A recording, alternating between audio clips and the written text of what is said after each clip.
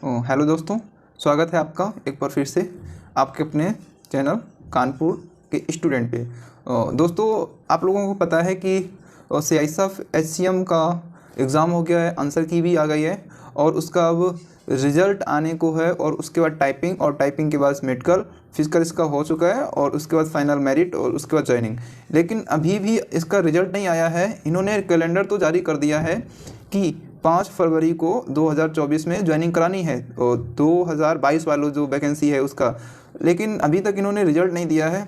लेकिन अभी ये बताया जा रहा है कि सूचना ये मिल रही है, कुछ यूट्यूब चैनल मैं भी फॉलो करता हूँ और बस वही से सूचना, और मेरी कोई ऐसी लिंक नहीं है कि मैं अंदर की बात बता सकूँ। तो पता ये चल रहा है कि इसका रिजल्ट जो है 28 दिसंबर तक आने को है, और अगर लेट भी होता है तो जनवरी के फर्स्ट वीक में ही आ जाएगा इसका रिजल्ट, क्योंकि इसके बाद फिर टाइपिंग करानी है और उसके बाद मेडिकल। तो फिर 5 फरवरी तक इनको ज्वाइनिंग कराना। अगर ये 28 या फिर फर्स्ट वीक में जनवरी का अगर रिजल्ट नहीं देते हैं तो फिर उनको बड़ा मुश्किल हो जाएगा। तो इसलिए उम्मीद ये है कि जनवरी के फर्स्ट वीक में या फिर उससे पहले आने को है 28 को, लेकिन हो सकता है कि कोई भी रीजन के कारण डिले भी हो जाए। तो उम्मीद करता हूँ कि जल्दी ही रिजल्ट आ जाएगा। तो आप लोग टाइपिंग करते रहिए। और जो इसका जो ड्राइवर का था, इसका ड्राइवर का रिजल्ट आ गया है, उसका मेडिकल का डेट भी दे दी गई है। 26 दिसंबर से इसका मेडिकल चालू है। तो इसलिए उम्मीद यही है कि इसका 28 तक रिजल्ट आ जाए। कुछ तो सूचना है अंदर से कि 28 तक इसका रिजल्ट आ सकता है और संभावना है। तो दोस्तों, टाइपिंग करते रहिए, प्रैक्टिस करते रहिए। प्रैक्टिस में अगर कोई भी कमी हो रही है तो फिर मतलब टाइपिंग फिर निकलना बड़ा मुश्किल है, क्योंकि इसमें बैक स्पेस तो अलाउ हो जाता है, लेकिन टाइपिंग थोड़ा सा टफ इसकी भी है। CRPF के कंपैरिजन में आसान है, लेकिन फिर भी इसकी टफ है टाइपिंग। सबसे पहली बात है, बहुत से हमारे जो दोस्त साथी हैं, सहपाठी हैं, वो क्या करते हैं, ऑनलाइन पे प्रैक्टिस करते हैं, तो वो फिर पेपर पे करने पे वहाँ पे प्रॉब्लम होती है।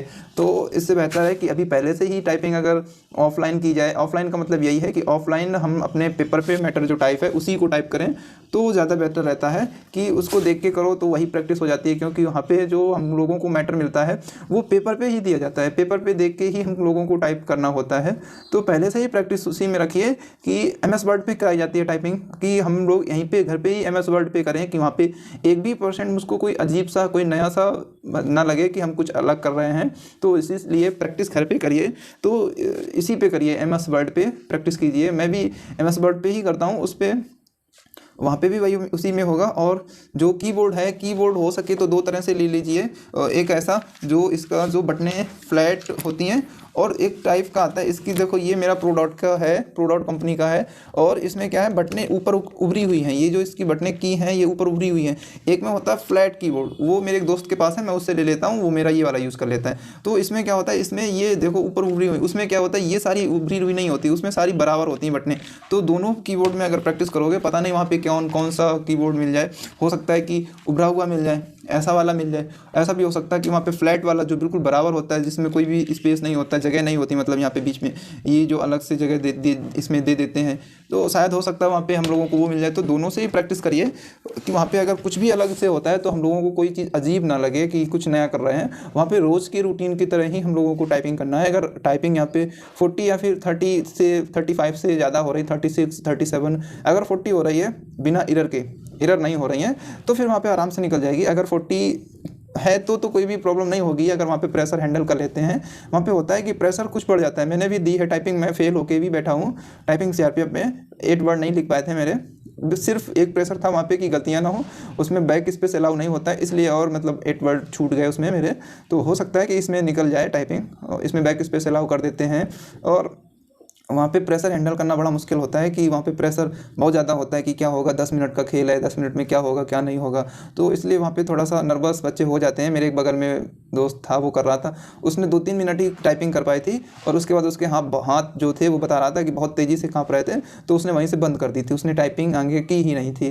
तो दोस्त वहाँ पर मतलब टाइपिंग बच्चों की, दोस्तों की, हमारे घर पर तो सही आती है स्पीड, लेकिन वहाँ पर जाके नर्वस हो जाते हैं। सबके साथ में होता है। मैं भी सोच रहा था नहीं होगा, नर्वस नहीं होगा, बाहर तक बैठा था तब तक सही था, लेकिन जैसे ही अंदर एंट्री होती है हॉल में जहाँ पे वो पूरा सिस्टम होता है, वहाँ पे देख के ही नर्वसनेस आ जाती है अपने आप से, कितना भी कंट्रोल करो लेकिन वो नर्वसनेस आ ही जाती है। और ज़्यादा अगर कंट्रोल करने को करोगे तो फिर वो और ज़्यादा स्ट्रेस होता है, फिर तो नॉर्मल रहिए वहाँ पे अंदर। और थोड़ा सा वहाँ पे चेयर को देख लीजिए कि कैसी है टेबल यहाँ पे घर पे जैसे हम लोग करते हैं तो कुछ अलग हाइट पे करते हैं, वहाँ पे कुछ अलग ही हाइट पे मिलेगी, तो यहाँ पे अलग अलग पोज पे मतलब पोजीशन पे करिए, थोड़ा सा कभी नीचे डाउन करके करिए, थोड़ा सा ऊपर डाउन करके करिए, मतलब ये कभी अपनी चेयर को नीचे कर लीजिए, कभी थोड़ा सा ऊपर कर लीजिए, मतलब कभी नीचे से हाइट उसकी ज़्यादा कम ज़्यादा हो सकती है, तो वहाँ पे हो सकता है प्रॉब्लम हो जाए कि हाइट अगर कम मिल गई तभी प्रॉब्लम हो जाएगी, अगर हाइट वहाँ ज़्यादा मिल गई तभी प्रॉब्लम हो सकती है। तो हो सकता है कि यहाँ पे दो मतलब एक हाइट नीचे एक हाइट ऊपर दो तरह से कर लीजिए, और एक जो नॉर्मल सी होती है अपना इक्वल बराबर पे रख के उसको भी कर लीजिए कि वहाँ पे किसी भी प्रकार से अगर यहाँ पे स्पीड 40 की है तो वहाँ पे किसी भी प्रकार से हाइट कम दी जाए हाइट ज़्यादा दी जाए वहाँ पे निकल पाए, मतलब टाइपिंग फाइनली वहाँ पे निकल पाए, कैसे भी करो मेहनत करो किसी भी प्रकार से वहाँ पे निकल पाए बस। थैंक यू दोस्तों, और ज़्यादा कुछ नहीं, बस अगर वीडियो अच्छी लगती हो तो चैनल को ज़रूर सब्सक्राइब कीजिए और दोस्तों को साथ में शेयर भी कीजिए वीडियो को। Thank you.